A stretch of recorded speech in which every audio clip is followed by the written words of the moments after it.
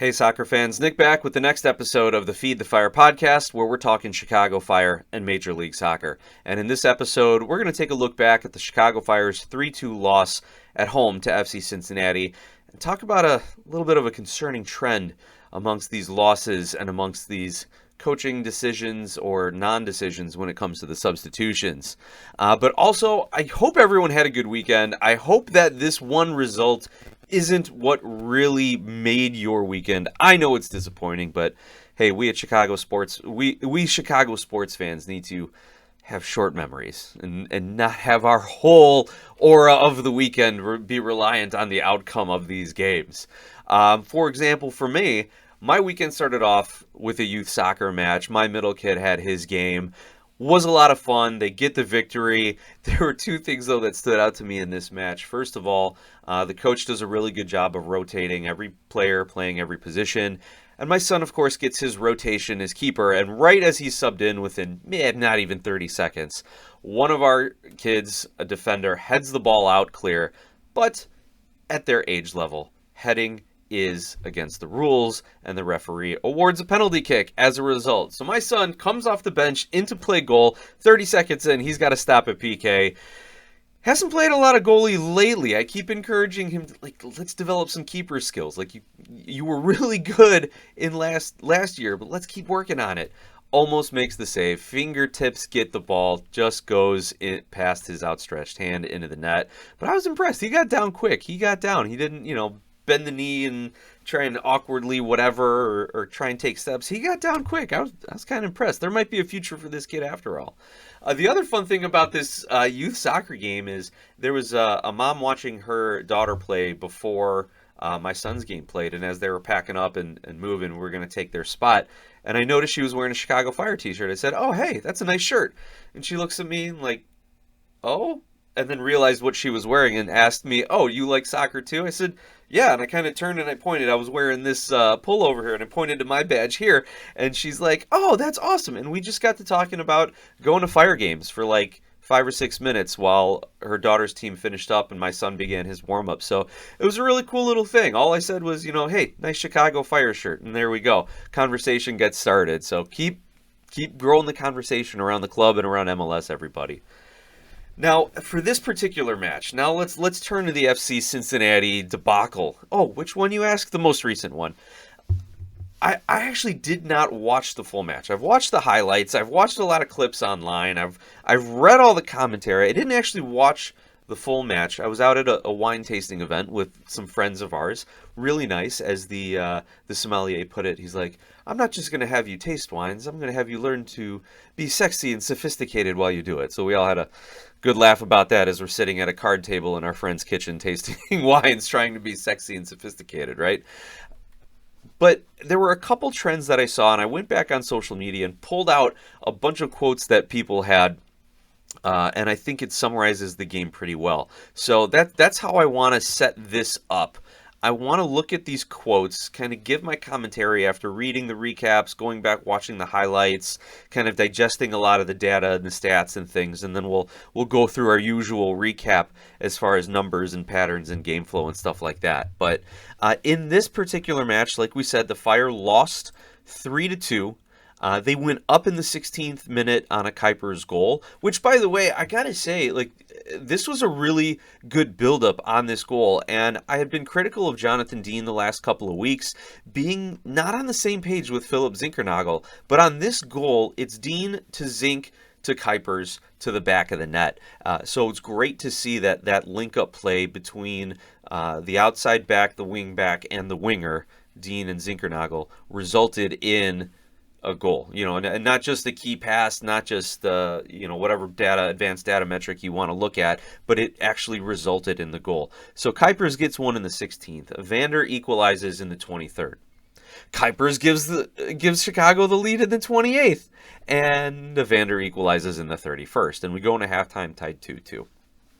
And then the game turns in stoppage. Actually, the game should have turned in the 56th minute when Kevin Smith picks up a red card for a high kick to the face of Robin Ludd.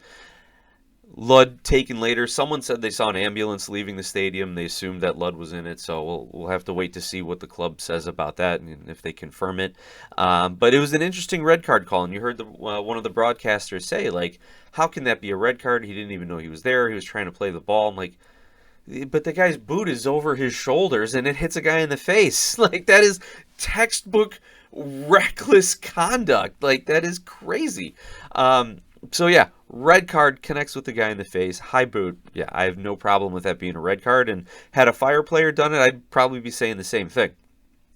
But the Fire did nothing. That's the problem here. The Fire did nothing after that red card to change the way the game was played. They just kept playing their game. Let's continue with our 4-3-3. Let's continue with our current players on the field. Let's not try to take advantage of the fact that FC Cincinnati's right center back just went out with a red card. As a matter of fact, you want to look at some of the game flow. That 56th minute red card occurs. Bamba has to sub in for Robin Ludd. So, okay, you get some fresh legs from Jonathan Bamba. And I'll be picky about Bamba in a second. But then Cincinnati brings in Matt Miazga for Valenzuela. Now, what kind of substitution is that? Valenzuela is playing in a midfield role, a little bit more of an attacking role. They pull him and bring in another center back, Matt Miazga. Then, that's in the 66th. Then in the 77th, they bring in Tom Barlow for Mboma Dem. And what kind of sub is that? That is a like for like, Mboma Dem playing as the second striker next to Kevin Denke. So you get Barlow back in. But again, Barlow, for the Fire, not known as a goal scorer, has had more goals with FC Cincinnati, but is he the guy that's going to go out and strike, or are they playing for a draw at this point? We also see Jabari get subbed in for Denke.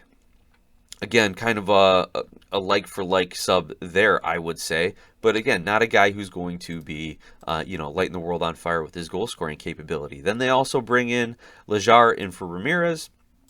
And so Cincinnati is being active in their substitutions and their tactical changes, their formation changes, in order to see out this game with a point, and they get lucky in stoppage time between refereeing decisions and Fire's in execution, and they end up with 3 points, stealing 3 points on the road in the Eastern Conference. You know, the thing that we think good teams should be doing, or teams with trophy aspirations should be doing. So that's what happens there. That is Cincinnati going, oh crap, our starting right center back just went out, and we're tied 2-2. We need to make some changes here to secure a point on the road, at least a point on the road, and then, hey, maybe some Evander brilliance will give us the 3, right? And that's exactly what happened for them. Meanwhile, Ludd gets kicked in the face. He can't continue. Jonathan Bamba comes in, and when I said I was going to be picky about Bamba, not him specifically, although from what I've been reading, he didn't really have a great game. Like, why isn't he starting? The guy's had a couple of weeks off. I don't know when he returned from France, but he'd been training this week from what I could tell from the reports that I was seeing. Why isn't your DP left winger starting in a game where you need to win? Question number 1 on the night of many, many questions that I would ask for the Chicago Fire coaching staff. And that's the only change that the Fire make the entire game, except after Evander scores the PK in 90+7, then Shukaluk gets subbed in for Jonathan Dean. Like, I don't understand what that is going to do at that point. You're going to have a guy who is extremely cold off the bench. I don't care how much you're trying to stay warm or, do some exercises on the sideline or how much you're in it. It's 90+7 at that point. Shook's not going to come in and find the back of the net in the 5 minutes that are remaining in actual time of the game there, right? Not good. So you have an active FC Cincinnati coaching staff adjusting subs, players, tactics, formations, and putting together a game plan mid-game on how to see it out and snatch a point, if not 3. Then you have a Chicago Fire team who, if you look at the overall trend, the last several matches have been really trying to manage their bench and rotate players who, by all accounts, didn't want to prioritize the U.S. Open Cup and apparently, how do you think 1-0 is enough to beat a St. Louis team who's going for it too? Like, that's ridiculous. The coaching staff has a lot of questions to answer, and really they got to start by looking in the mirror and say, what are we doing here? Like, what's the actual focus? They had such a good goal-oriented approach last year. Like, I don't know what the goals are this year, right? It's definitely not just make the playoffs. I thought the goal was to be a top 4 team in the Eastern Conference and make a run at a trophy. Well, they underplayed the U.S. Open Cup. I doubt they're going to take Leagues Cup seriously, unless Gregg's going to say, like, I want to be the guy that wins the Leagues Cup for the first time for the Chicago Fire. We've already got 4 Open Cups. I think that logic's terrible. I'm speculating, but hey, who knows? I doubt they take Leagues Cup terrible, and if you're going to drop 5 points to FC Cincinnati, how do you expect to be a top 4 team in the Eastern Conference? So there's a lot of questions that have been raised, in part by the play of some individual performers here, but mostly by the approach, by the organizational-wide approach.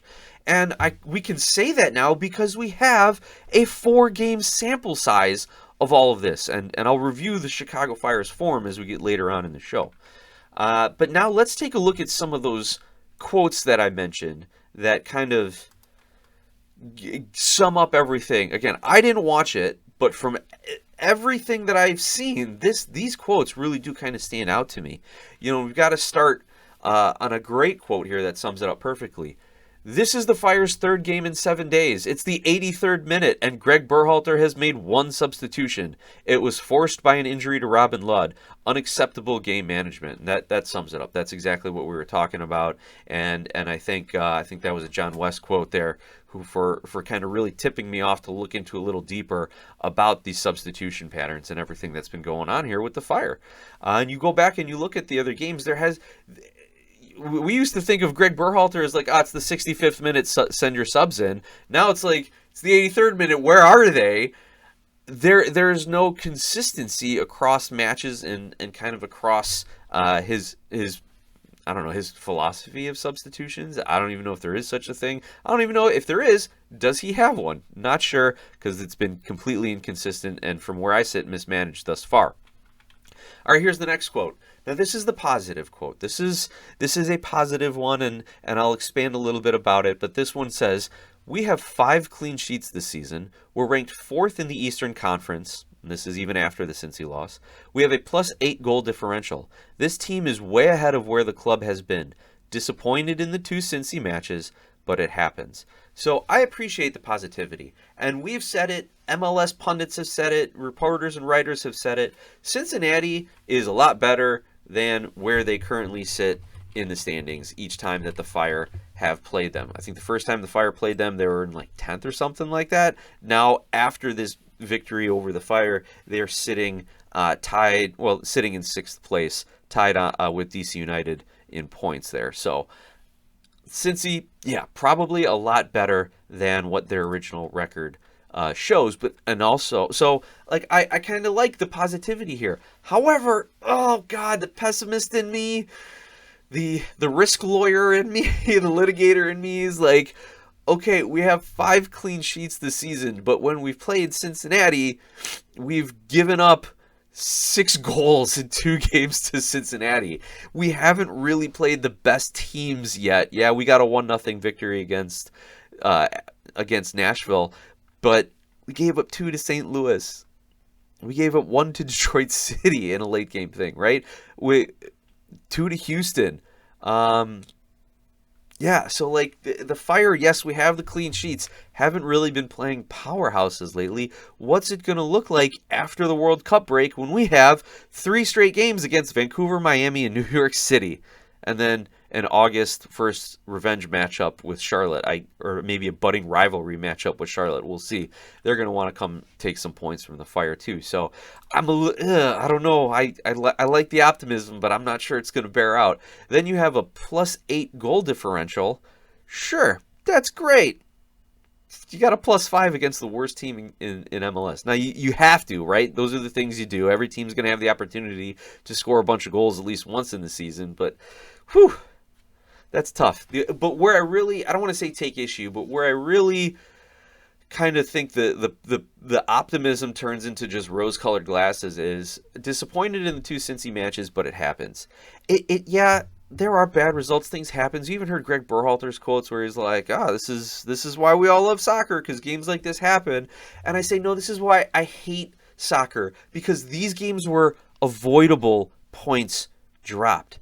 The Cincinnati draw, if the Fire better manage that game from a tactics and coaching standpoint, they walk out of there with 3 points. Same story here. I saw it a couple times. I think I'm going to title the episode "The Same But Worse." It was the exact same thing as the prior Cincy game. You get a lead, you give it up. You get a lead, you give it up, and then you blow it late. These things are avoidable. Oh, these things are very avoidable. What was the point of rotating your squad in the St. Louis game? What was the point of rotating your squad in Kansas City if you don't use your subs to walk out with a win in either of the Cincinnati games, the games that bookend those two matches? So yes, these kind of matches do happen, but these particular matches were avoidable. The results were avoidable. I love this next quote. It says, "This rivalry is evil wizard level cursed." And then they put a graph from Soccer Datalyzer, which, by the way, go look up the Soccer Datalyzer. Some of the guys from some of the St. Louis shows have put it together. It's based on American soccer analysis data, and they really kind of formatted it and put graphics out there for like podcasters or bloggers and writers and people to really have some digestible data to talk about in their shows. So I've got to take a bit of a deeper dive into it, but this is a great chart that was posted from there.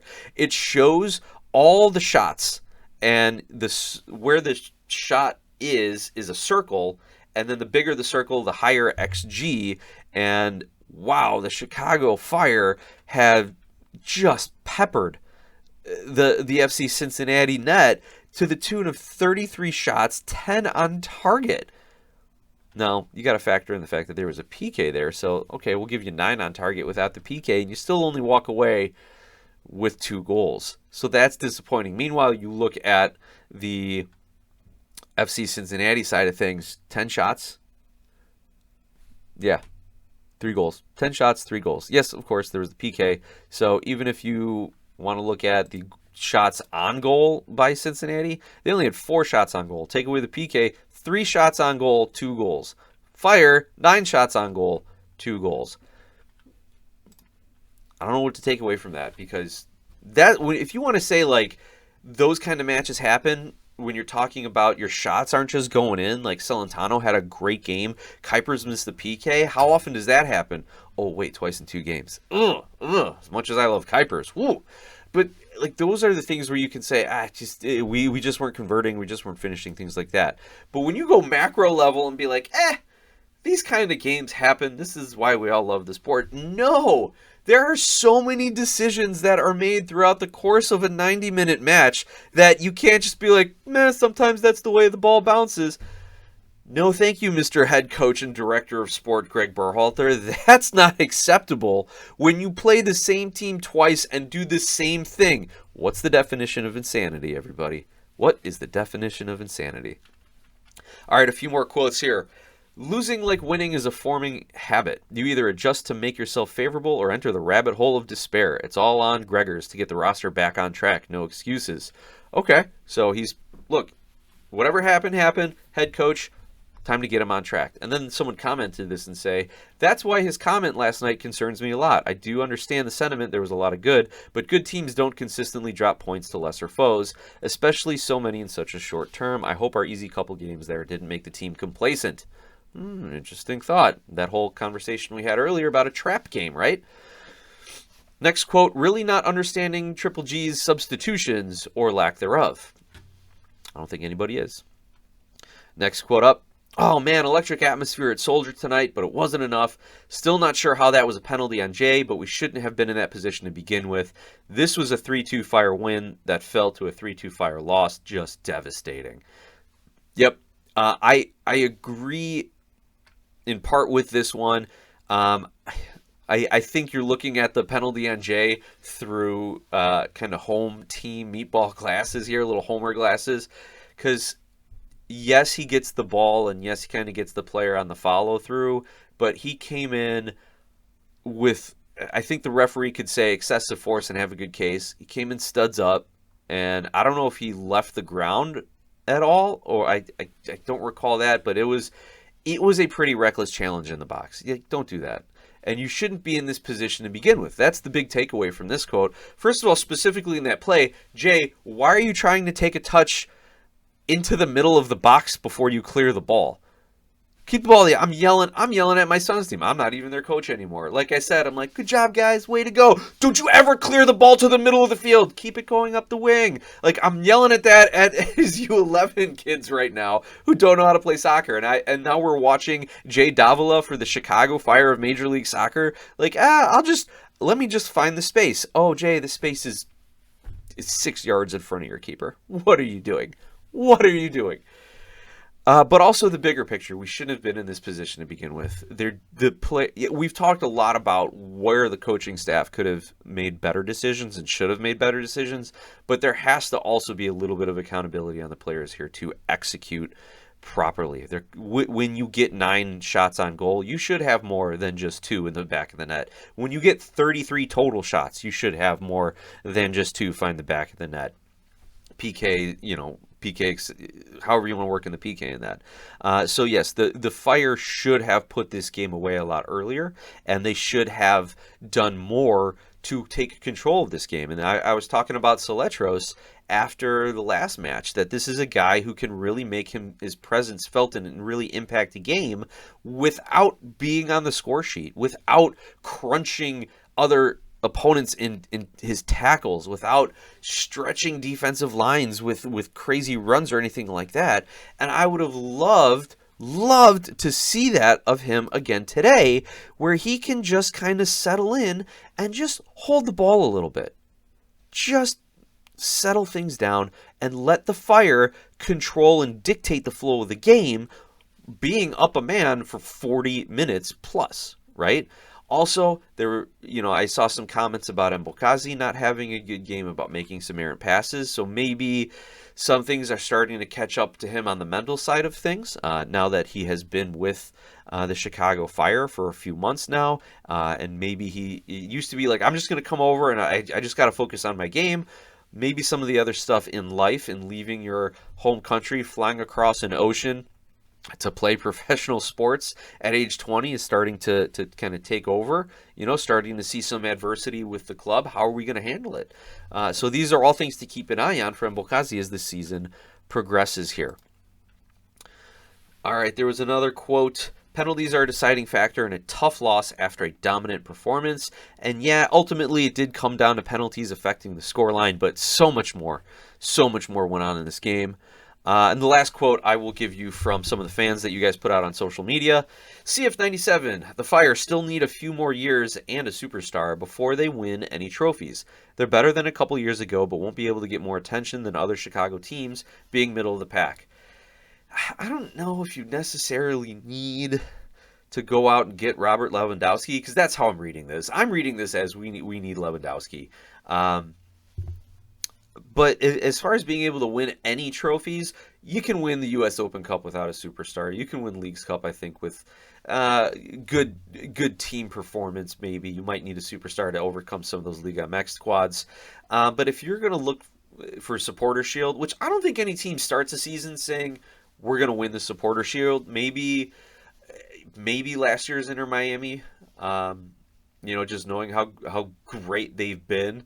And they can put that as a goal. Maybe, LAFC with prime Carlos Vela can say, we can go out and win that Supporter Shield. Similarly, the Toronto teams with Javinko, Bradley, and Altidore, maybe they could look around the league and say, we are head and shoulders above this league. We can win the league. But I don't think any team goes out and says, it's our goal this year to win the Supporter Shield. We can come in top 2 in the conference, but I don't think they go trying to win a Supporter Shield. But here, looking at this particular quote, yeah, the Fire do need more. The Fire do need more. Do you need a superstar?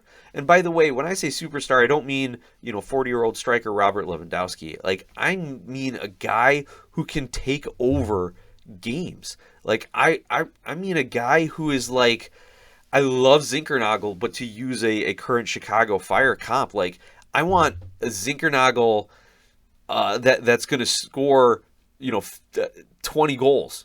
Give me that guy. Keep Zinkernagel, keep our Zinkernagel, absolutely, but give me that attacking mid who's going to have another 20 to 30 goal contributions or something like that, right? That's the superstar I think we need here. Or do you want a defensive superstar? I don't think the league tends to favor teams that have the greatest center back or the greatest outside back or the greatest, defensive trio of center backs and D-mids. You need that, but to be a good team, but I don't think that is what is a requirement for a trophy-winning MLS club, unless maybe it's requirement number 3, 4, or 5, something like that. Yes, they are better. I don't like comparing the Chicago Fire to other teams in Chicago, though. That's something I don't like to do. If you want to compare them from a marketing and public interest standpoint, sure. There definitely needs to be more attention paid to the men in red here, paid to the Chicago Fire, but I just don't like it when it's we're not that good, the other teams aren't that good, blah, blah. Anyway, a little fluff there. So those are the quotes. I think that kind of sums up this game pretty well. I do want to talk a couple quotes from Gregg Berhalter here. And then I want to contrast it with something that Kuiper said. So Berhalter said in his postgame, I think we played a great game. I know I sound like a fool saying that. Look, you already admit it. That's what's crazy. He already admits it's a dumb thing to say. I think we played a great game. I know I sound like a fool for saying that, but that's what I'm seeing. Looking back, I think it's a penalty. I understand why they gave it. I think it's a penalty. I really do. There's no question Davila got the ball, but in the midst of getting the ball, he fouled through and cleans out the opponent, and it's unfortunate. So I have two things. Number one, Greg, the refs have been working the Fire over for several years now, and you just go out and agree with them? And even if it is a penalty, and it probably was, don't agree with the officiating crew. Give the non-committal, well, it was a PK because the referee called it. Jay put himself in a bad position. The referee made a decision, and that's it. He's got to be better on the ball. There. You don't have to be yeah, it was PK. What are you trying to get at, man? I don't understand agreeing with the officials on that. Are you trying to, talk down to your fans here and say, don't say it wasn't a PK, fans. You just sound stupid. Hey, we're fans. We can do whatever we want. We can sound stupid if we want to. That's our right as Chicago Fire fans. Okay, Greg? Again, I'm speculating as to why he would say such a thing. I assume he was directly asked about it. But even so, if you're directly asked, give the non-committal answer. Well, the referee called it. Jay's got to learn not to put himself in a position like that. And then why don't you say something we probably shouldn't have even been in that position. The coaching staff and I need to do a better job of making sure the back line stays organized through our use of subs, through our use of in-game instruction. That way we're not in that position. Say something like that, like Hugo Kuiper's did. Kuiper said, disappointment is the biggest feeling, talking after the game. It doesn't take away that we did a lot of good things tonight. So he acknowledges that, same as Greg. But where Greg is meh, that's the way the ball bounces, kind of an approach. Kuiper finishes his statement with, we probably would have won the game if I scored. He takes the responsibility. He says, I needed to execute better. Where Berhalter says, just kind of, these games happen, right? Not a fan of that kind of attitude, especially in the midst of this 4-game, I don't even know what to call it because you have the shellacking of Kansas City in there. But this inconsistent 4 games here. Here's the Fire's last 4 games. Just lost to Cincinnati 3-2. Blown lead, coaching mistakes, players' performance questions. Blown lead to St. Louis 2-1 in U.S. Open Cup. You blow out Kansas City 5-0, and then you blow a lead to Cincinnati at Cincinnati. You blow a 2-goal lead and end up with a draw. So I get Berhalter's trying to kind of maybe just be that calm mind and not worry, and I'm not going to try and throw my players under the bus. Don't throw your players under the bus. Hold yourself accountable. Hold your coaching staff accountable, and at least just tell the fans, hey, we have learned we tried to rotate guys to prioritize our home match against Cincinnati, and we thought the game state was such that where our guys could see it out, we should have made substitutions better than that. Or we had planned on moving Bamba in at some point, even though I think he should have been starting, and then the Ludd injury forced our hand, and we just kind of had to wait and see how things went. But give us a little something. Don't give us the, we played a great game, and I know I sound like a fool for saying that. Yeah. All right, so where do the Fire stand after all this? They're still 4th in the Eastern Conference. Their next match, Saturday, May 9th at Soldier Field. I think it's an afternoon kickoff. I'm looking forward to the matinee. Get the kids up and take them. We're going to bring the family. I think this is the match where they're letting families and kids, if you were able to reserve it ahead of time, get down onto the pitch for a little pregame parade. So I'll be there with the family. If you see me chasing 3 kids, if you see me huffing and puffing playing soccer volleyball with my sons, please come up, say hi, give me a breather. Definitely going to use it, going to need it. You see me limping around, it's because I tried to put a little extra something into the speed gun shooting challenge that they have there. So yeah, come say hi, give me a little bit of reprieve from trying to chase kids around on a likely pulled hamstring or something. But yeah, looking forward to seeing the Fire. How are they going to rebound now against Red Bulls this Saturday at Soldier Field? Now, Red Bulls, too, a team that was really hot, really trendy early on, using all their young players, new coach, Michael Bradley. Now they're starting to catch a little flack. Bradley's starting to catch a little flack. I saw some quotes online as well from some Red Bulls accounts and some Red Bulls pundits saying, look, hey, talent is great. Playing your kids is great, but we're not getting any results, and it's been a precipitous dive from the beginning of the season. So questions are being asked of Michael Bradley and the Red Bull staff, too. So they're going to want to get right against what they're going to look at as a struggling Chicago Fire team right now, a team that they know will give them chances up until the final whistle. So that's another stereotype that the Fire are going to have to break in this game. They're going to have to put Red Bulls away early and keep them away, or make sure that there is no rally, is no drop point, or even if you're up 3-1, that it doesn't get 3-2 and then Red Bulls dominate and come up short still. You want to start sending a message now to the rest of the league that this was a blip in how the Fire play and that they can dominate games, finish opponents, and see out games. All right. There's a lot of other little notes here. Just a couple things I wanted to mention. Kuipers is the fastest player in Chicago Fire history to reach double digits.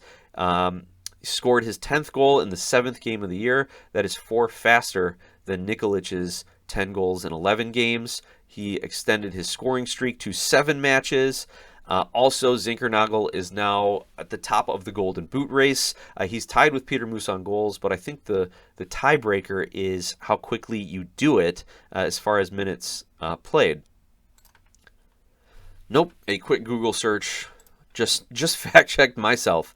The first tiebreaker for the Golden Boot is most assists. So if you're tied on goals, they go to assists. And then the second tiebreaker is fewest minutes played. So I've seen in some charts that Peter Musa is number 1 and that Hugo Kuipers is 2. I've seen it flipped, so we will confirm it right now.